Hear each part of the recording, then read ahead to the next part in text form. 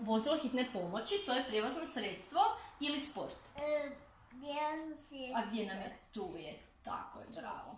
Onda dalje, što vidiš dalje, Nika? Kotačići. Kotačiće ima. Koji još dalje vidiš? Što još vidiš dalje?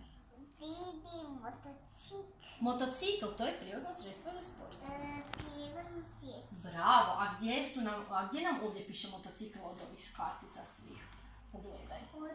Ovo je motocikl, bravo, tako je. Onda što još vidiš? I motor. Da, motocikl ili motor, tako je. Onda što još vidimo? Vidim avion.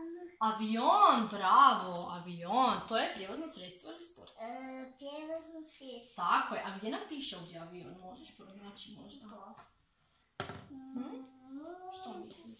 Gdje? Ti da je avion. Ovo je badminton, a A gdje nam piše vidim avion? avion. Tako je, ovo je avion, bravo. Onda što još vidiš, Nika? Vidim taksi. Taksi, to je prijevozno sredstvo ili sport? Prijevozno sredstvo. Tako je, ajde reci mi gdje piše taksi. Možeš pronaći. Vidim taksi. Taksi, tako je, bravo. Onda što nam je ostalo? Što nam je ostalo? Vidim boks. Boks! To je prijevozno sredstvo ili sport?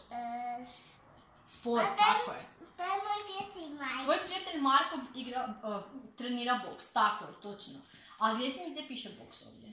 Boksa. Da, boks, gdje piše? To. Ovo je boks, tako je, bravo. A ja Što još ima? bacam koplja. Bacanje koplja, bravo, to je prijevozno sredstvo ili sport?